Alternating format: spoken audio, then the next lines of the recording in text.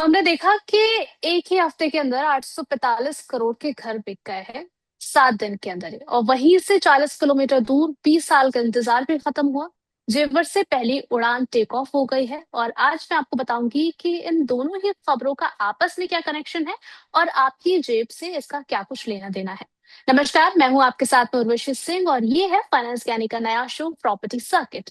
हर हफ्ते प्रॉपर्टी की 5 सबसे बड़ी खबरें, लेकिन एक ही शर्त है यहाँ पर कि यहाँ पर कोई भी खबर बिना डेटा के नहीं जाएगी और कोई भी डेटा बिना मतलब के नहीं जाएगा। जमीन की बात होगी, वो भी डेटा के साथ में। और आज के इस शो में हमारे साथ ज्वाइन हो चुके हैं Pradeep Mishra ji, founder of होमविंड private limited. बहुत बहुत स्वागत है सर आपका फाइनेंस ज्ञानी पर। थैंक यू उर्वशी जी।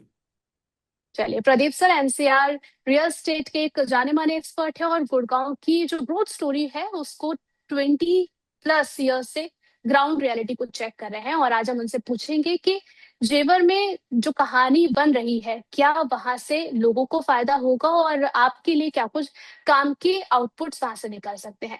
सबसे पहले आज के सर्किट में कौन कौन से महत्वपूर्ण पॉइंटर्स है जिस पर हम बातचीत करेंगे। सबसे पहले तो मार्केट का मूड समझेंगे, जो कि 4 क्वार्टर के बाद बदलता हुआ नजर आया। इसके अलावा विदेशी पैसा किस तरीके से रिकॉर्ड तोड़ रहा है, इसकी भी कहानी समझेंगे।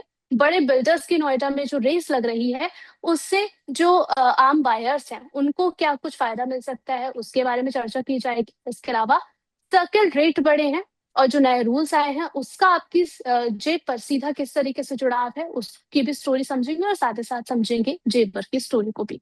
सबसे पहले शुरुआत कर लेते हैं प्रॉपर्टी मार्केट के एक ऑफिशियल थर्मामीटर के साथ में।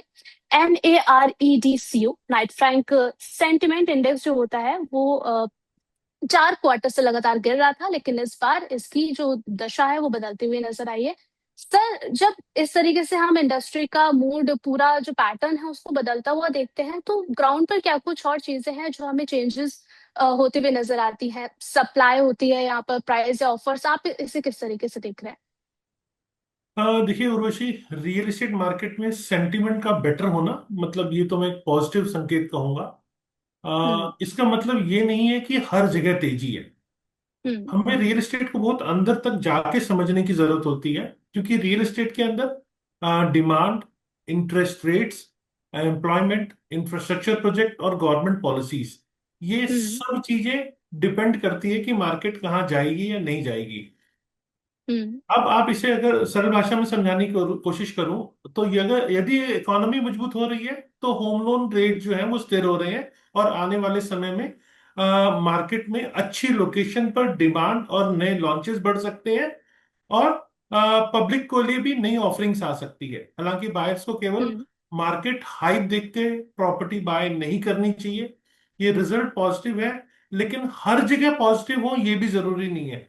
तो हम्म। रियल एस्टेट मार्केट में अगर आप सेम टाइम पे 5 अलग अलग प्रॉपर्टी खरीद लीजिए तो पांचों प्रॉपर्टी अलग अलग रिटर्न देती है। उसकी वजह हम्म। यही है कि हर प्रॉपर्टी का एट्रीब्यूट अलग अलग है, तो रिटर्न उस हिसाब से आएगी। तो एक थंब रूल बना लेना कि डाटा कहीं पॉजिटिव आया है तो मार्केट पॉजिटिव ही जाएगी, ये मेरे को लगता है गलत है।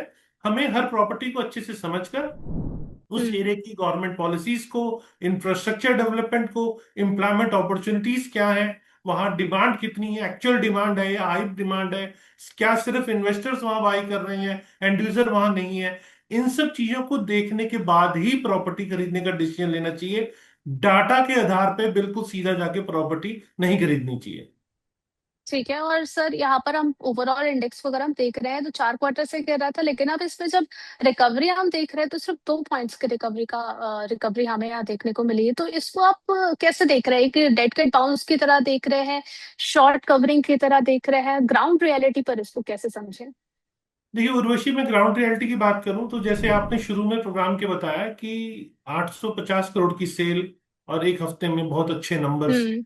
कई बार रियल एस्टेट मार्केट हाइप पे चलती है, फोमो, जी। मतलब जी। लगता है कि शायद ये जिंदगी कभी दोबारा नहीं मिलेगी, और हम्म। इस जिंदगी के अंदर जो अपॉर्चुनिटी आई है फिर कभी वो भी। नहीं आएगी।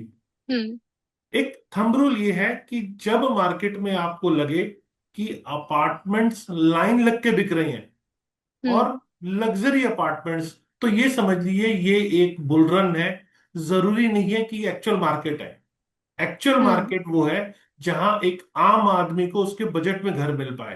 और पिछले हम्म 5-6 सालों में कीमतें इतनी बढ़ी है कि आम आदमी के बजट से चीजें बाहर हो गई है। हम्म एक आम आदमी आज पूरी जिंदगी में 50 लाख से 1 करोड़ रुपए का सपना देखकर कि मैं घर ले पाऊंगा, ये सोच के निकलता है।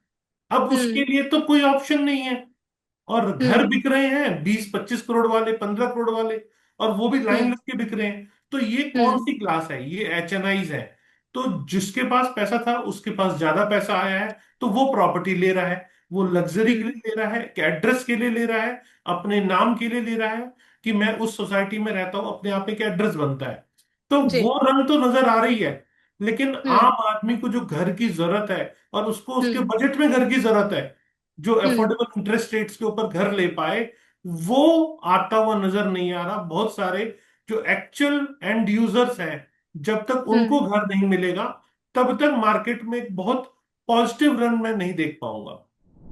ठीक है। अच्छा सर, आपने कहा कि जो अब बजट है लोगों का वो 50 लाख से 1 करोड़ के बीच में, लेकिन सर दिल्ली एनसीआर या फिर हम गुड़गांव की इनकी बात करें सर, तो अब मिनिमम प्रॉपर्टी का जो प्राइस है वो ही हम 2 करोड़ एस्टिमेट देख रहे हैं। तो क्या अब इन एरियाज में अपॉर्चुनिटी आप देख रहे हैं घर खरीदने के लिए खत्म हो रही है? क्या पैटर्न आप अपने बायर्स की तरफ देख रहे हैं? देखिए, बिल्कुल आपने ठीक कहा। पैटर्न खत्म होता दिख रहा है। 2 करोड़ से नीचे चीजें नहीं है। आम बायर, हम्म मैंने बताया कि वो ले ही नहीं पा रहा। अब हम्म गवर्नमेंट भी कुछ स्टेप्स ले रही है। जैसा आपने जी पिछले कुछ दिनों में सुना होगा, NCR प्लानिंग बोर्ड की मीटिंग हुई, और जी केएमपी केएमपी के आसपास 5 नए शहर बनाने की योजना को ग्राउंड पे लाया गया। ये अभी योजना है, ये ग्राउंड पे पूरी तरह नहीं आई है। इसे कम से कम हम्म शुरू होने में, अगर सब कुछ सही गति से चलता रहा, तो भी शुरू होने में मेरे को लगता है कि 3 साल कम से कम लगेंगे। लेकिन हम्म आप ये समझिए कि अब गुड़गांव से बाहर निकलकर, हम्म या फरीदाबाद से बाहर निकलकर, गाजियाबाद से बाहर निकल के ही जाना पड़ रहा है। तो गवर्नमेंट को भी दिख रहा है कि ऑप्शंस खत्म हो रहे हैं। जिस हिसाब से आबादी तेजी से बढ़ रही है, उस हिसाब से एस्टिमेट हम्म लगाया जा रहा है कि करीब करीब 7 से 10 करोड़ के बीच की आबादी अगले 5 सालों में होगी। तो उनको घर की जरूरत और बढ़ेगी, और बजट हम्म फ्रेंडली नए एरिया डेवलपमेंट करने से ही चीजें आएंगी। इसीलिए गवर्नमेंट ने उस तरफ भी फोकस बढ़ाया है। लेकिन यहाँ पर एक चीज और है जो नदारद दिख रही है। वो ये है हम्म कि दिल्ली में इटसेल्फ अपने आप में, आउटर दिल्ली में बहुत सारी जगह पड़ी हुई है। लैंड पूलिंग हम्म पॉलिसी बहुत दिनों से अटकी हुई है। वो आ सकती है, लेकिन वो आ नहीं रही है। वो क्यों नहीं आ रही, इसका आंसर तो सिर्फ और सिर्फ टॉप लेवल पे बैठे हुए हैं वही लोग बता पाएंगे। क्योंकि जब तक पॉलिसी नहीं आएगी, दिल्ली में 17 लाख अपार्टमेंट बनाने की गुंजाइश है। और लैंड आज हम्म भी दिल्ली के अंदर रिजनेबल है। आप दिल्ली के बाहर चले जाओ, NCR के एरिया में चले जाओ, बल्कि वहां लैंड कॉस्टली हो गई है। लेकिन दिल्ली में हम्म लैंड अभी रिजनेबल है, बिकॉज ऑफ पॉलिसी। जब तक हम्म पॉलिसी इम्प्लीमेंटेशन नहीं होगी, मैंने प्रोग्राम की शुरुआत में कहा कि गवर्नमेंट की पॉलिसी भी बहुत डिपेंड करती है। अगर पॉलिसी फ्रेंडली है, वहां पे नई अपॉर्चुनिटीज आ सकती है। वहां पर जो सेलेबल एरिया है वो ज्यादा कॉस्टली बिक सकता है, तो लैंड के प्राइसेस भी हम्म ऊपर जाते हैं। तो वो ना होने के कारण दिल्ली के अंदर आज भी लैंड बहुत रिजनेबल मिल रही है। मेरे को लगता है कि इन अपॉर्चुनिटीज को अनलॉक करना बहुत जरूरी है, तभी आम हम्म आदमी को घर मिल पाएगा। ठीक है। सर, एक चीज और मैं आपसे समझना चाहूंगी। आपने कहा कि लैंड अभी भी काफी ज्यादा रीजनेबल प्राइस में चल रही है, क्योंकि अगर हम प्रॉपर्टीज को देखते हैं सर, लैंड्स को देखते हैं, तो ट्रेडिशनल इन्वेस्टमेंट के लिहाज से भी अभी भी पसंद किया जा सकता है। तो अगर किसी को इन्वेस्ट करना है तो क्या अभी भी अपॉर्चुनिटीज क्रिएट हो रही हैं कि चलिए ठीक है अभी फ्लैट्स नहीं खरीद पा रहे हैं, लेकिन ठीक है एक इन्वेस्टमेंट के नजरिए से हम खरीदारी करके रख सकते हैं? तो किन एरियाज को आप ज्यादा अच्छा मानते हैं कि ठीक है यहाँ पर इन्वेस्ट की गुंजाइश है अच्छे प्राइस में, एक व्यक्ति कर सकता है इनिशिएट?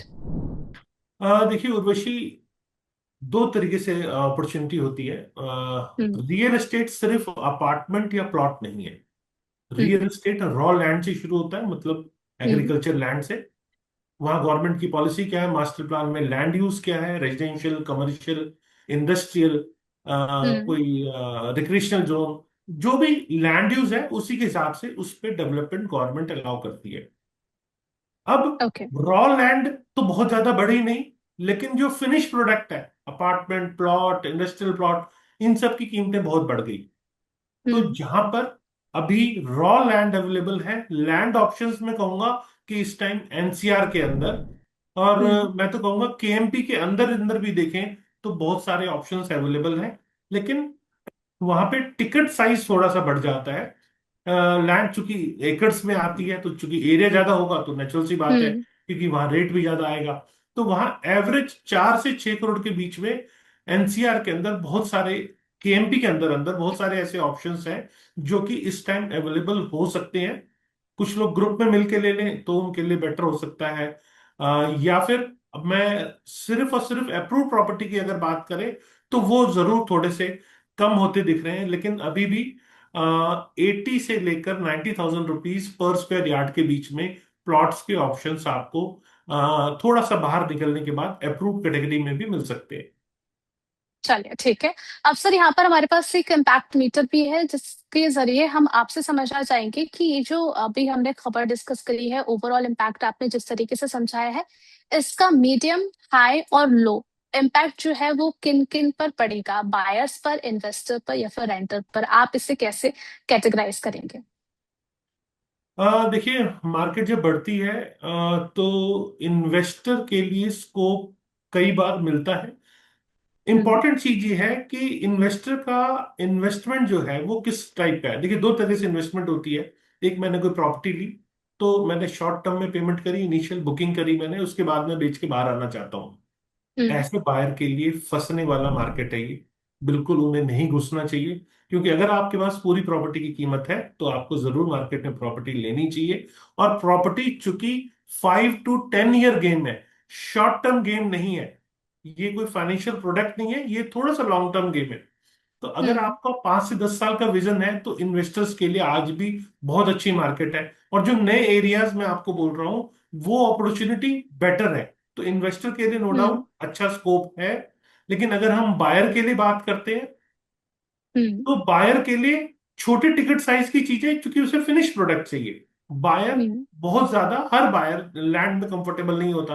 अब किसी को रहने के लिए घर चाहिए, तो वो एग्रीकल्चर लैंड लेके क्या करेगा, भले ही वो रेजिडेंशियल जोन में हम्म। हो, तो उसको तो घर हम्म। चाहिए। तो उसकी अफोर्डेबिलिटी पिछले कुछ दिनों में कम हुई है। बाजार में माल बिक रहा है, लेकिन अफोर्डेबल माल की सप्लाई नहीं है। तो आप ही हम्म। कहें कि नंबर्स लग्जरी में आ रहे हैं और अफोर्डेबल बिक नहीं रहे हैं, तो ऐसा नहीं है। जब अफोर्डेबल सप्लाई नहीं होगी तो बिकेंगे क्या? तो यहाँ हम्म। बायर के लिए थोड़ा सा टाइट हुआ है। इन्वेस्टर्स के लिए अपॉर्चुनिटी खुली है, क्योंकि बाहर जाके भी इन्वेस्ट कर सकते हैं। और जहां अपॉर्चुनिटी अच्छी, इंफ्रास्ट्रक्चर डेवलपमेंट पूरे इंडिया में हुई है। और जब आप इंफ्रास्ट्रक्चर डेवलपमेंट को देखते हैं तो जहां जहां इंफ्रास्ट्रक्चर डेवलपमेंट होती है वहां वहां कीमतें बढ़ती है। तो ये चीज मैं देख हम्म। पा रहा हूँ कि कीमतें इन्वेस्टर्स के लिए भी है। अब बात करते हैं थर्ड कैटेगरी, डेवलपर्स की। देखिए, हम्म। डेवलपर रॉ लैंड को जब बाय करता है, नए एरिया में घुसता है जहां इंफ्रास्ट्रक्चर डेवलपमेंट होती है, तो वहां बायर्स भी आते हैं।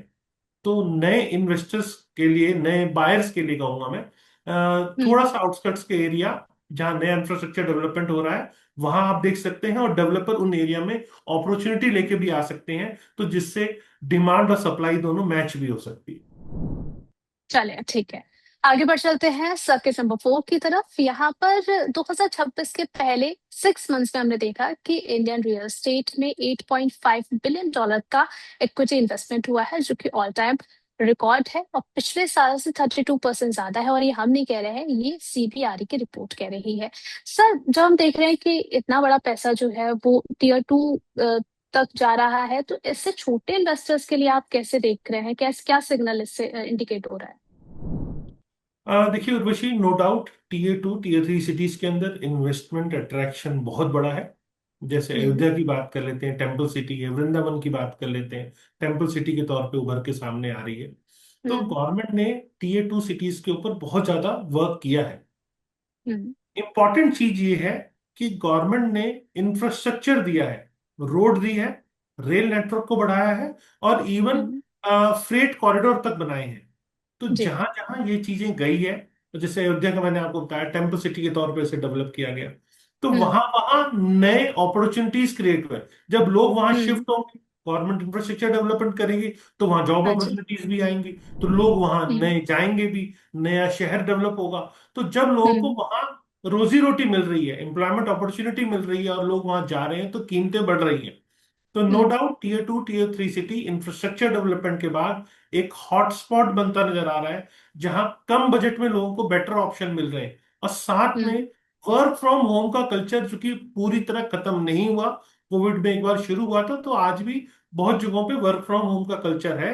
तो जो लोग बड़े शहरों में नहीं ले पा रहे हैं, उनके लिए छोटे शहरों में भी ऐसे ऑप्शंस जो कि बहुत ज्यादा निकल रहे हैं, वहां पर लेने का स्कोप आज भी है। यहाँ समझने वाली बात यह है कि आपको हम्म। हाइप में प्रॉपर्टी नहीं खरीदनी। अगर आपको एक्चुअल डिमांड दिख रही है कि वहां जॉब हम्म। अपॉर्चुनिटीज बढ़ रही है, इंफ्रा डेवलपमेंट हो रहा है, तभी आप उन शहरों में लें। क्योंकि इनिशियल लेवल पे स्पेकुलेटर्स मार्केट में कई बार आते हैं और वो शॉर्ट टर्म में प्रॉफिट बुक करके बाहर जाना चाहते हैं। तो ऐसे मार्केट में जहां स्पेकुलेटर ज्यादा आ रहे हैं, वहां एंड यूजर को थोड़ा अवॉइड करना चाहिए, या मार्केट मैच्योर होने के बाद ही बाय करना चाहिए। ठीक है, अब आपने हॉटस्पॉट की बात करी है सर, एक हॉटस्पॉट मेरे भी दिमाग में आया है। मथुरा को हम देख रहे हैं, वृंदावन को हम देख रहे हैं कि इंफ्रास्ट्रक्चर वाइज काफी डेवलप हो रहा है, गवर्नमेंट काफी ज्यादा यहाँ पर इन्वेस्ट कर रही है इंफ्रास्ट्रक्चर डेवलप करने के लिए, और रियल स्टेट भी काफी तेजी के साथ स्ट्रांग हो रहा है। क्या ये एरिया भी एक अच्छी अपॉर्चुनिटी क्रिएट कर रहा है अगर किसी को नया घर बनवाना है, नई प्रॉपर्टी खरीदनी है? उर्वशी बिल्कुल कर रहा है। जैसे वृंदावन और अयोध्या का मैंने दोनों एग्जांपल लिया, ये दोनों एरिया हॉटस्पॉट बने हुए हैं। हम्म। यहाँ एक चीज हमेशा ध्यान रखनी चाहिए, जब कोई ऐसी नई चीज आती है और आपको बहुत समझ में नहीं आ रहा है, तो आप थंब रूल बना लीजिए। हमें कोई भी प्रॉपर्टी लेनी है तो वो 100% अथॉरिटी, वहां की जो लोकल हम्म। डेवलपमेंट अथॉरिटी है, उससे अप्रूव्ड हो, रेरा उसका आया हुआ हो, और हम्म। लोकेशन ऐसी जिसको आप जाके देख सकें। अंधाधुंध हम्म। यहां से बैठे बैठे बुक करना ये सरासर गलती है, क्योंकि ऐसे टाइम पर बहुत सारे नए फ्लाई बाय नाइट ऑपरेटर्स भी मार्केट में आ जाते हैं। कुछ लोग अनऑथराइज्ड प्रॉपर्टी सेल करना शुरू कर देते हैं, तो आम बायर उस बारीकी को समझ नहीं पाता। तो अगर आप ये हम्म। मान लीजिए कि आपके पास ये थंब रूल है कि प्रॉपर्टी मुझे देख के लेनी है, रेरा अप्रूव लेनी है, अथॉरिटी से अप्रूव लेनी है, तो आपके लिए एक अच्छी अपॉर्चुनिटी है। लेकिन उसको भी किस स्टेज पे लेना है। ऐसा नहीं हम्म। कि लैंड का रेट एक्स है और x+1 करके डेवलपर ले रहा है तो आप उसे ले सकते हैं, लेकिन हम्म। डेवलपर x+10 ले रहा है। मुझे याद है कुछ दिनों पहले अयोध्या में एक प्रोजेक्ट आया, बड़े सेलिब्रिटी के नाम पे आया, और उसकी कीमत x+5 है, लेकिन तब भी उस सेलिब्रिटी के नाम पे सबने बाय कर लिया। हम्म। रिजल्ट आज कुछ नहीं है, कोई प्रॉफिट नहीं है। तो आपको ये देखना है कि रेट भी रिजनेबल हो। हम्म। प्रॉपर्टी लेना और समझदारी से लेना, दोनों में फर्क है। प्रॉपर्टी खरीदने हम्म। में मैथ, साइंस, ज्योग्राफी, जब तक तीनों का मिश्रण नहीं करेंगे, तब तक वो हम्म। प्रॉपर्टी आपको फल नहीं देने वाली है। ठीक है, यहाँ पर हम हमेशा देखते भी हैं सर कि जब कोई प्रॉपर्टी डेवलप हो रही होती है, कोई एरिया डेवलप हो रहा होता है, तो उस टाइम हाइप क्रिएट हो जाती है, और उसके बाद उसका आउटकम देखते हैं कुछ सालों बाद तो फिर जीरो निकल करके आता है। इसलिए सर एक छोटा सा आंसर आपसे समझना और चाहूंगी कि यहाँ पर एक पैटर्न और देखते हैं कि जहाँ पर इंस्टीट्यूशनल्स पैसा लगा रहे हैं, जिस एरियाज में, जिन लोकेलिटीज में आपको लग रहा है कि जो आम बायर्स है उनको भी उसी डायरेक्शन में जाना चाहिए, या फिर यहाँ पर कुछ ट्रैप होने की गुंजाइश लगती है? देखिए, फॉरेन इन्वेस्टमेंट ये दिखाता है कि बड़े इन्वेस्टर्स भारत के अंदर रियल एस्टेट मार्केट में लॉन्ग टर्म पोटेंशियल देख रहे हैं। लेकिन हम्म। इंस्टीट्यूशनल इन्वेस्टर्स और रिटेल बायर की इन्वेस्टमेंट स्ट्रेटेजी दोनों अलग अलग होती है। बड़े फंड वर्षों तक निवेश बनाए रखते हैं, जबकि आम बायर का बजट और रिस्क प्रोफाइल दोनों अलग अलग होता है। इसीलिए हम्म। केवल फॉरेन इन्वेस्टमेंट देख के प्रॉपर्टी नहीं खरीदनी चाहिए। Location, legal clearances, infrastructure growth, rental potential और फ्यूचर की डिमांड, इन सभी फैक्टर्स को अच्छे से विश्लेषण कर लेना चाहिए, तभी प्रॉपर्टी खरीदनी चाहिए। स्मार्ट इन्वेस्टमेंट हमेशा रिसर्च और फाइनेंशियल प्लानिंग के आधार पर ही होनी चाहिए। ठीक है, और यहाँ पर जैसे शुरुआत में मैंने बोला था कि एक हफ्ते के अंदर 845 करोड़ का ये जो हमें सेल देखने को मिला था सर, ये क्या रियल डिमांड होती है, या फिर हम देखते हैं कि ये एक लॉन्च का क्रेज है कि उस टाइम इतना ज्यादा हाइप हुआ कि देखिए सेल्स के जो नंबर है एक हफ्ते में बिल्कुल रिकॉर्ड तोड़ नंबर निकल करके आए हैं। इससे जो एग्जिस्टिंग ओनर्स होते हैं सर, उनके लिए क्या मतलब समझे, और आप इसे कैसे देखते हैं? देखिए, नो डाउट अपार्टमेंट बिके हैं, ये डाटा हम्म। बिल्कुल सही है। लेकिन जब हम ऐसे कैटेगरी ऑफ बायर्स को देखते हैं, तो वो फर्स्ट हम्म। होम या सेकंड होम बाय नहीं कर रहे हैं, वो जरूरत नहीं है हम्म। बाय कर रहे हैं, वो लग्जरी हम्म। बाय कर रहे हैं। मतलब शायद उनके पास पहले से कई अपार्टमेंट है, उनको एड्रेस चाहिए, अच्छी लोकेलिटी चाहिए, इसीलिए वो बाय कर रहे हैं। तो ये कैटेगरी ऑफ बायर्स चूंकि डिफरेंट है, तो इसको आम हम्म। मार्केट की डिमांड से जोड़ के नहीं देखा जाना चाहिए। इसको थोड़ा सा साइड कर देना चाहिए, और एक्चुअल जो बजट के अंदर, जैसे हम बात कर रहे हैं कि बजट 50 करोड़ से 50 लाख से 1 करोड़ के बीच का बजट है, या हम मान के चलें 3 करोड़ तक के बजट की जो चीजें हैं मार्केट में, जो नई सप्लाई आ रही है, हम्म। उसको कैसे मार्केट एब्जॉर्ब कर रही है, ये हमारा नापने का एक मापदंड होना चाहिए। हम अपर हम्म। कैटेगरी ने कुछ बाय कर लिया, अब यहाँ तो गुड़गांव है, यहाँ तो 100 करोड़ के अपार्टमेंट भी बिके हैं। अब इसका हम्म। मतलब ये नहीं कि वो 100 करोड़ के अगर 50 अपार्टमेंट बिक गए, तो बाजार में टोटल अपार्टमेंट की जो टोटल जो वैल्यू अभी देखने को मिल रही है, वो बहुत ज्यादा वैल्यू आ हम्म। गई। लेकिन हमें हम्म। देखना है वो एक एक दो दो करोड़ के अपार्टमेंट कितने बिके, जिनको एक्चुअल में हम्म। चाहिए वो कितने बिके, या 3 करोड़ जो अपर साइड में मार के चले, तो वो कितने बिक रहे हैं। तो उससे हम्म। मार्केट का एक्चुअल गेज करना सही होगा। ठीक है। अच्छा सर, जब प्री सेल्स के नंबर्स आते हैं वो भी मार्केटिंग का ही एक हिस्सा है, तो इससे जो बुकिंग होती है और जो एक्चुअल रजिस्ट्री होती है उसमें कितना डिफरेंस होता है? मैं क्वेश्चन समझा नहीं एक बार। सर, जो हम प्री सेल्स के नंबर देखते हैं, अगर हम उससे कैटेगराइज करना हो कि देखिए बुकिंग है और एक्चुअल रजिस्ट्रेशन इतना है, क्योंकि अब एक फैक्टर ये भी है कि लोगों को लगता है कि क्या रजिस्ट्रेशन कराना ही सिर्फ मालिकाना हक दे देता है। पहली चीज तो इस पे एक आपसे क्लैरिटी लेना चाहूंगी कि आपके पास जो बायर्स आते हैं, क्या ये बात सच है कि अगर आपने रजिस्ट्रेशन करा लिया है तो फिर आप आगे जाकर के उस प्रॉपर्टी को लेकर के कोई डाउट नहीं है, अब आगे जाकर के वो प्रॉपर्टी आपको ही मिलेगी? देखिए, दो चीजें हैं। एक तो आपने बुकिंग कराई, मतलब रजिस्ट्रेशन कराया, और हम्म। आपने उसकी सारी इंस्टॉलमेंट्स भरी, तो हम्म। वहां पर कोई दिक्कत वाली चीज बचती नहीं है, हम्म। बशर्ते आपने रेरा अप्रूव्ड प्रोजेक्ट लिया हो।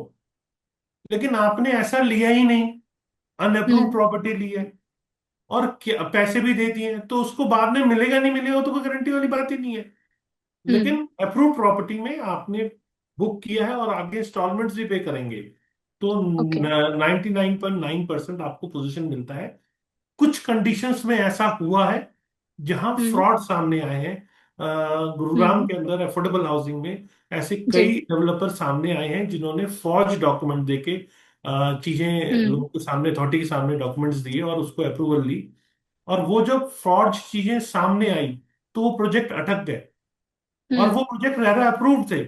मेरे को लगता है कि जब अथॉरिटी अप्रूव कर रही है और अथॉरिटी के हम्म। कुछ लोगों की मिलीभगत से ऐसा काम हो रहा है, तो अथॉरिटी की रिस्पॉन्सिबिलिटी होनी चाहिए उसको कंप्लीट करने की। लेकिन अथॉरिटी ने हम्म। तो कंप्लीट किया नहीं, और वो इनोसेंट बायर जो गवर्नमेंट की हम्म। अप्रूवल को मापदंड मान के प्रॉपर्टी खरीद रहे थे, वो खुद फंसा हुआ महसूस कर रहे हैं। तो इसीलिए गवर्नमेंट की अप्रूवल्स तो आपको चेक करनी चाहिए, करनी चाहिए, लेकिन साथ में आपको अपनी सूझबूझ के साथ भी प्रॉपर्टी लेनी चाहिए। ठीक है सर, इसके अलावा हमने दो बड़े रियल एस्टेट जाइंट्स का भी एक साथ टाइप होते हुए देखा, बिरला स्टेट और सिक्का ग्रुप का। तो जब बड़े डेवलपर्स एक साथ मार्केट में आते हैं, तो क्या आगे आने वाले सालों में, लॉन्ग टर्म में अगर हम देखें, तो ओवर सप्लाई का खतरा बढ़ता है इससे? देखिए, बड़े डेवलपर का साथ आना, इससे सप्लाई से कोई खास को रिलेशन नहीं है। कई बार क्या होता है कि रियल एस्टेट मार्केट में ब्रांड रिकॉग्निशन कितनी है। जैसा अभी आपने हम्म। देखा कि एक डेवलपर आता है और 15-20 करोड़ के अपार्टमेंट भी लाइन लग के बेच जाता है। अब हम्म। उसकी अगर ब्रांड रिकॉग्निशन अच्छी है, और जिसके पास लैंड होल्डिंग है उसकी ब्रांड रिकॉग्निशन अच्छी नहीं है, तो ये पॉसिबिलिटी हो जाती है कि छोटा डेवलपर बड़े डेवलपर की ब्रांड वैल्यू को इनकैश करने के लिए भी उसके साथ हैंडशेक करता है। तो ऐसे में हम्म। बड़े डेवलपर के नाम से लॉन्चिंग होता है, और छोटे का भी नाम साथ में आता है। तो हम्म। फायदा कहीं ना कहीं दोनों को मिलता है, और बिकता बड़े के नाम से है, क्योंकि वहां एक ट्रस्ट हम्म। क्रिएटेड है, गुडविल क्रिएटेड है। लोगों को लगता है कि अगर वो प्रोजेक्ट लॉन्च हो रहा है तो वो डिलीवर भी होगा और अच्छी एमिनिटीज के साथ होगा। तो पास्ट हम्म। एक्सपीरियंस बड़े डेवलपर का पहला देखते हुए वो प्रोजेक्ट मार्केट में आता है। लेकिन इससे कहीं भी सप्लाई जो इफेक्ट करेगी, मेरे को ऐसा नहीं दिखता। एनसीआर के अंदर इस समय ऑलरेडी गवर्नमेंट ने एफएआर को कई जगह बढ़ाया है, नई पॉलिसी आई है टीओडी पॉलिसी, उस पर भी वर्क ऑलरेडी हो रहा है। और हम्म। एफएआर की बात करें तो एफएआर को हरियाणा के अंदर टीडीआर के थ्रू भी लोड किया जा रहा है, या यूपी साइड हम्म। के अंदर ऑलरेडी नई एफएआर पॉलिसी जो है वो बहुत ज्यादा रिलैक्सेशन के साथ है, वहां बहुत ज्यादा एफएआर मिल रही है। तो वो ये जो चीजें हैं वो बहुत ज्यादा मैं कहूंगा कि रिलैक्सेशन लेकर आई है नई कंस्ट्रक्शन को लेके।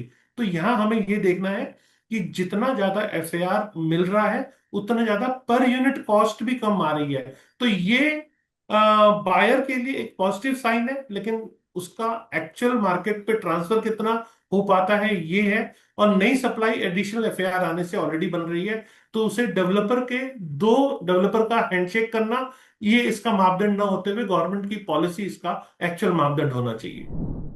चलो ठीक है। अब बढ़ चलते हैं सर्किट नंबर 2 की तरफ। सर्कल रेट का जो झटका लगा है, ग्रेटर नोएडा अथॉरिटी ने सर्कल रेट 3.58% बढ़ाया है। लेकिन आपको ये नंबर छोटा लग रहा होगा, लेकिन यहाँ पर दो ट्विस्ट है। पहला ये कि कई जोन्स में ये जो है 9 साल की खामोशी के बाद का रिवीजन आया है। दूसरा ये है कि नए रूल्स कुछ अंडर कंस्ट्रक्शन प्रॉपर्टीज में पार्शियल स्टैम्प ड्यूटी या बुकिंग पर ही आपको देने होंगे। सर, इस खबर से आप बायर्स के लिए इस खबर को कैसे देख रहे हैं? अच्छा है उनके लिए, बुरा है? और रजिस्ट्री कॉस्ट इससे और कितनी बढ़ जाती है? देखिए, यहाँ दो फैक्टर है। एक तो ये है कि अगर प्रॉपर्टी पे स्टैम्प ड्यूटी इनिशियल स्टेज पे लग रही है बुकिंग के टाइम पे, तो हम्म। एक तरह से गवर्नमेंट के पास भी प्रॉपर वो रिकॉर्ड जा रहा है। खैर, रेरा के अंदर ऑलरेडी रिकॉर्ड सबमिट होता है, क्वार्टरली रिपोर्ट हम्म। जाती हैं, मंथली रिपोर्ट्स भी जाती हैं। हम्म। लेकिन एक तरह से पारदर्शिता बढ़ती है कि हम्म। अगर किसी ने एग्रीमेंट करके उसे रजिस्टर करा लिया, तो ये मान लीजिए कि वो प्रॉपर्टी काफी हद तक सेफ हो गई। ठीक है, हम्म। आपके पास टाइटल आ गया, डेवलपर चाहे भी उसे दो लोगों को नहीं बेच पाएगा। ऐसी चीजें हम्म। खैर आने के बाद खत्म भी हो गई है, लेकिन हम्म। अनदर ट्रांसपेरेंसी की लेयर कहूंगा मैं। हम्म। दूसरा, आपने कहा सर्कल रेट का बढ़ना। देखिए, सर्कल रेट का हम्म। बढ़ना बहुत जरूरी इसीलिए होता है क्योंकि ब्लैक मनी मार्केट में इनफ्लो बहुत ज्यादा है। तो जब सर्कल रेट बढ़ता है तो गवर्नमेंट को रेवेन्यू जनरेट होता है, गवर्नमेंट उस एरिया में इंफ्रा कर पाती है। और जो कैश में लेने वाले बायर्स हैं उनको दिक्कत आती है, जो वाइट में लेने वाले बायर्स हैं, क्योंकि नोएडा की बात करें, हम अभी कर रहे हैं, तो वहाँ बहुत ज्यादा सर्विस क्लास है। तो सर्विस क्लास हम्म। कैश में प्रॉपर्टी लेने में बिल्कुल कंफर्टेबल नहीं हो पाता। तो उसकी सैलरी आती है, जो भी आता है बैंक में आ रहा है, तो वो चाहता है कि ज्यादा से ज्यादा वाइट पे करो। तो वहां स्टैम्प ड्यूटी का टैक्स पे करना, ट्रांसपेरेंसी का बढ़ना, ये बायर के लिए एक अच्छी खबर है। जरूर मार्केट रिएक्ट करती है शॉर्ट टर्म पे, थोड़ा ट्रांजैक्शन कम होती है, कॉस्ट जरूर लोड बढ़ता है, लेकिन एंड रिजल्ट ये है कि कुछ दिनों का ये इम्पैक्ट होता है। उसके बाद मार्केट रेट्स को देख के ये चीजें ऑटोमेटिकली एडजस्ट हो जाती है। मार्केट में एक्सेप्टेबिलिटी जो होगी वही मार्केट का नया रेट होगा। तो मार्केट में एक्सेप्टेबिलिटी धीरे धीरे आ जाती है, तो लॉन्ग टर्म में इसका इफेक्ट बहुत ज्यादा कम हो जाता है। ओके, क्या शॉर्ट टर्म में ऐसा हो सकता है सर कि लोगों का ये जो रजिस्ट्रेशन होता है उसको टालना भी शुरू हो जाता है ऐसी खबरों के बाद? देखिए, जो लोग टालना शुरू कर रहे हैं, मैं तो कहूँगा वो गलत कर रहे हैं, क्योंकि आपके पास तो ये अपॉर्चुनिटी है। आपने प्रॉपर्टी हम्म। कहीं बुक कराई किसी डेवलपर के यहाँ, आपने 10% पे किया, और हम्म। वहां आप स्टैम्प ड्यूटी का पार्ट कर रहे हैं, एक पार्ट पेमेंट आप हम्म। पे भी कर रहे हैं। तो ये एक अच्छी अपॉर्चुनिटी है, इसे बिल्कुल भी नहीं टालना चाहिए। जो टालते हैं ये वो गलती करते हैं, मैं तो ये कहूंगा उनका नहीं करना चाहिए। ठीक है सर, इसके अलावा एक और प्रपोजल है जेवर जेवर बेल्ट पे कि यहाँ पर 70% तक प्रपोजल की यहाँ पर बात की गई है। अगर इतनी हाइक हो जाती है एक साथ में, तो क्या छोटे जो प्लॉट बायर्स होते हैं उनके लिए रजिस्ट्रेशन कराना अफोर्डेबल हो पाएगा, या फिर आप इसे कैसे देख रहे हैं? देखिए, circle rate time to time revise होता है, और जैसा मैंने हम्म। बताया कि सर्कल रेट का मतलब ये है कि गवर्नमेंट उस एरिया का मिनिमम सेलिंग प्राइस डिसाइड कर रही है।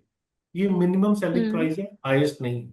Minimum selling price market rate को देखते हुए आता है, और अगर जिस रेट पे आप ट्रांजेक्शन कर रहे हैं और सर्कल रेट उसके आसपास है, तो ये किसी भी तरह से किसी भी ट्रांजैक्शन को डेंट नहीं करता। ये हमेशा पॉजिटिव साइड से होता है, और आपको ये करना चाहिए कि ट्रांजैक्शन सर्कल रेट पे कीजिए, और सर्कल रेट को मार्केट के हिसाब से कीजिए। मैं तो कहूंगा कि गवर्नमेंट को बिल्कुल ही ट्रांसपेरेंसी इस लेवल की रखनी चाहिए कि जो मार्केट रेट है उसे जब मार्केट में चेंज आया तभी सर्कल रेट को रिवाइज कर दिया। ये 2 क्वार्टर या 3 क्वार्टर या 4 क्वार्टर के बाद रिवाइज करना, या पिछले 9 सालों के बाद रिवाइज करना, ये जस्टिफाइड नहीं होना चाहिए। टाइम टू टाइम रिवाइज करते रहना चाहिए, जिससे मार्केट में एक्सेप्टेबिलिटी भी साथ साथ आती रहे। ठीक है। इसके अलावा जेवर की स्टोरी की तरफ पढ़ लेते हैं। यहाँ पर से जो फ्लाइट टेक ऑफ हो चुकी है, अब यहाँ से रियल स्टेट डेवलपमेंट हम कितना देख रहे हैं, क्या अपॉर्चुनिटीज आपको नजर आ रही है सर? एक फ्रेज ये भी निकल कर क्या है कि जेवर जो है वो अगला गुड़गांव हो सकता है। आपका इस पर क्या व्यू है? देखिए, नो डाउट जेवर रीजन के पास airport, expressway, industrial park, logistic hub और मैन्युफैक्चरिंग इन्वेस्टमेंट जैसी बहुत सारी संभावनाएं हैं। यदि हम्म। इंफ्रास्ट्रक्चर समय पर पूरे होते हैं और एम्प्लॉयमेंट अपॉर्चुनिटी तेजी से बढ़ती है, तो ये हम्म। एरिया आने वाले वर्षों में एक मेन ग्रोथ कॉरिडोर बन सकता है।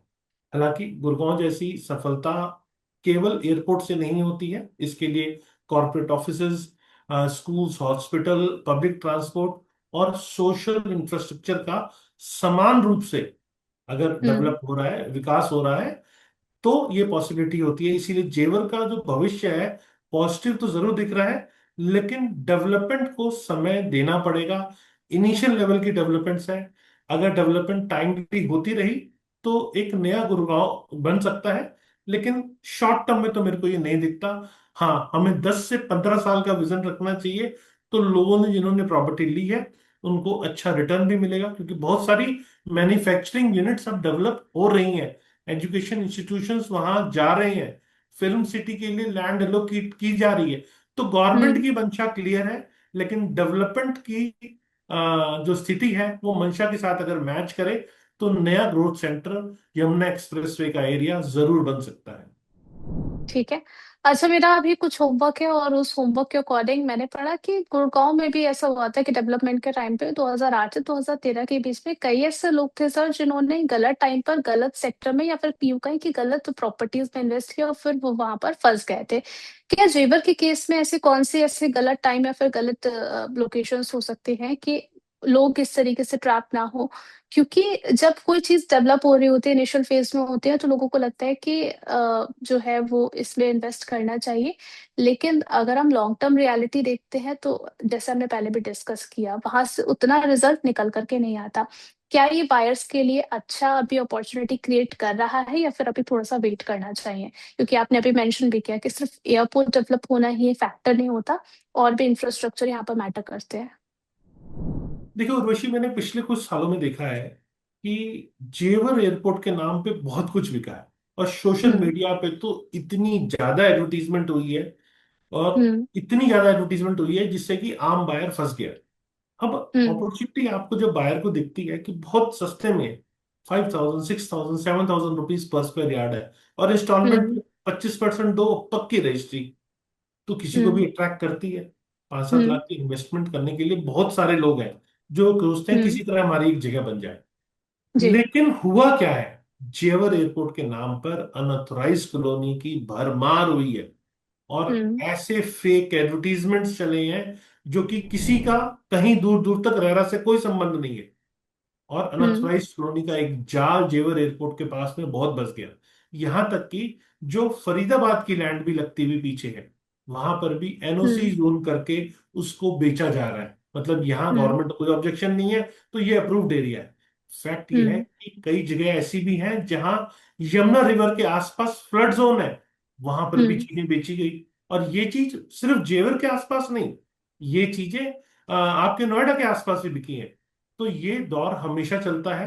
अनऑथराइज डेवलपमेंट सिर्फ रजिस्ट्री दिखाकर और किस्तों में देकर लोगों को अट्रैक्ट किया जाता है। और लोगों को सैटरडे संडे जो जॉब करने वाले लोग हैं, उनको मैं देखता हूं हम्म। कि गाड़ियों में भर भर के लेकर आते हैं, और ऐसा माहौल क्रिएट कर देते हैं कि लगता है कि शायद चीज आज ले लो, नहीं तो फिर जिंदगी में नहीं मिल पाएगी, सब बिक जाएगा, सब खत्म हो जाएगा। और उसके बाद वो हम्म। मेला जब खत्म होता है, तो वो जमीन की जमीन पड़ी है, और अथॉरिटी कहती है अनऑथराइज डेवलपमेंट हम नहीं डेवलप करने देंगे। हम्म। पहले रजिस्ट्री हो जाती है, बाद में अथॉरिटी जगती है, कहती है हम यहाँ पर 20 किलोमीटर या 10 किलोमीटर की रेंज में कोई डेवलपमेंट यहाँ नहीं करने देंगे। तो वहां हम्म। आम बायर फंस जाता है। तो मैं कहूंगा अथॉरिटी जो बाद में जगती है, या हम जो आज डिस्कस कर रहे हैं कि आपको ऐसा नहीं करना है, तो अब भी ऐसे बायर्स को सजग हो जाना चाहिए, और ऐसी फर्जी वाली प्रॉपर्टी, जो फेक प्रॉपर्टी फेक लोकेशन पे क्लेम करके की जा रही है, उससे पूरा बचना चाहिए और अथॉरिटी अप्रूव्ड लेआउट में ही प्रॉपर्टी को बाय करनी चाहिए। अगर कोई भी डाउट आ रहा है तो आप उस एरिया की अथॉरिटी के पास जाके उसको चेक कर लीजिए। ब्रोकर्स पे बिल्कुल भरोसा मत कीजिए। साइट विजिट, रेरा से सब चेक कर लीजिए। रेवेन्यू रिकॉर्ड में क्या है, किसका नाम है, वो चेक कर लीजिए। आपके नाम जो रजिस्ट्री आ रही है वो शेयर्ड आ रही है, जीपी आ रही है, ये सब चेक कर लीजिए। क्योंकि सही डॉक्यूमेंट जांच करके ही अगर लेंगे तो आप फाइनेंशियल लॉस और लीगल डिस्प्यूट से बच पाएंगे। चलिए ठीक है, यहाँ पर अब कुछ क्विक क्वेश्चन है सर आपसे, जो है वो वन वर्ड में या फिर वन सेंटेंस में चाहूंगी। यहाँ पर सबसे पहला क्वेश्चन मेरा ये रहेगा कि जेवर के पास अभी प्रॉपर्टी लें या फिर वेट करें। देखिए, अप्रूव प्रॉपर्टी आपको बिल्कुल लेनी चाहिए। जेवर एयरपोर्ट के पास जो यमुना एक्सप्रेस अथॉरिटी की प्रॉपर्टीज है, लॉन्ग टर्म विजन रख के आप ले सकते हैं, आपको अच्छा रिटर्न मिलेगा। छोटे साइज की प्रॉपर्टी जो है, करीब 100 से 200 स्क्वायर मीटर की प्रॉपर्टी, करीब आपको 80,000 रुपए पर स्क्वायर मीटर के आसपास मिलती है। और आप 300 प्लस साइज पे चले जाते हैं तो यही प्रॉपर्टी आपको करीब करीब 65 से 75,000 रुपीज पर स्क्वायर मीटर के आसपास मिलती है। तो लॉन्ग टर्म विजन रख के इन ऑप्शंस को एक्सप्लोर कर सकते हैं, क्योंकि एनसीआर में यहाँ अभी भी रिजनेबल है। लेकिन अगर हम्म। 10 साल का विजन है तो ये प्रॉपर्टीज भी आपको रिटर्न देने वाली है। ठीक है। नेक्स्ट क्वेश्चन है कि एनसीआर में अगर कोई व्यक्ति इन्वेस्ट करना चाह रहा है या फिर बाय करना चाह रहा है तो फ्लैट ले या फिर प्लॉट ले, ज्यादा अच्छा ऑप्शन क्या रहेगा। देखिए, नो डाउट हमेशा प्लॉट अच्छा रिटर्न देता है, लेकिन प्लॉट का रेट सही हो तब। हम प्लॉट हम्म। ही हाई रेट के ऊपर बाय कर रहे हैं और हम्म। इन्वेस्टर जहां ऑलरेडी है वहां उसके आने के बाद बाय कर रहे हैं, तो प्लॉट भी आपको अच्छा रिटर्न नहीं दे पाएगा। मतलब ये कोई रूल नहीं है। मैंने आपको कहा, मैथ्स, साइंस, ज्योग्राफी, जब तक तीनों को मिक्स नहीं करोगे तब तक प्रॉपर्टी नहीं खरीदनी चाहिए। आपको नहीं पता है तो किसी समझदार आदमी से पूछ लो। लेकिन हम्म। हाइट रेट पे प्रॉपर्टी नहीं खरीदनी चाहिए। और अगर जायज रेट पे प्रॉपर्टी खरीद रहे, रिजनेबल रेट पे प्रॉपर्टी खरीद रहे हैं और अप्रूव प्रॉपर्टी खरीद रहे हैं, तो प्लॉट आपको बेटर रिटर्न देगा। लेकिन अगर हम्म। आपका उद्देश्य रेंटल है, कि मुझे रेंटल ज्यादा मिले, तो आपके लिए फ्लैट या कमर्शियल प्रॉपर्टी जो इजीली रेंट आउट आप खुद करा सके, ऐसी प्रॉपर्टी को बाय करना चाहिए। ठीक है। और कोई व्यक्ति अपनी लाइफ में पहली प्रॉपर्टी खरीद रहा है तो उसको कौन सी प्रॉपर्टी लेनी चाहिए, ये भी फ्लैट या फिर प्लॉट, आप एक पिक कर सकते हैं।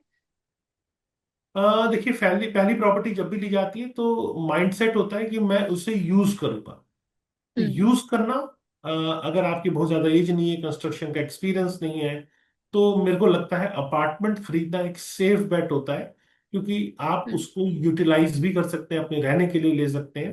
अगर कहीं दूर है, आपकी जॉब की लोकेशन चेंज हो गई, तो उसको आप इजीली रेंट आउट भी कर सकते हैं और रेगुलर इनकम का भी आपका एक अरेंजमेंट हो जाता है। तो प्रेफर करना चाहिए कि पहली प्रॉपर्टी अगर आपकी 20 से 30 साल की एज पे है, तो फ्लैट आपके लिए एक बेटर ऑप्शन निकल कर आता है।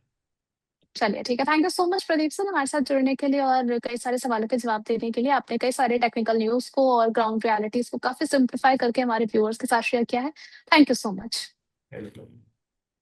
चलिए, तो फिर जितने भी व्यूअर्स हमें देख रहे थे आप सभी लोगों का बहुत बहुत शुक्रिया। अब अगली हफ्ते से आपके सवाल और आपके नाम और आपके शहर के साथ आपको स्क्रीन पर नजर आएंगे, इसलिए अपने से जुड़े तमाम सवाल हमें कमेंट के जरिए भेज सकते हैं और नेक्स्ट सेशन से एक्सपर्ट से उन पर सलाह ली जाएगी और आपके सवालों के जवाब भी आपको दिए जाएंगे। Thank you so much.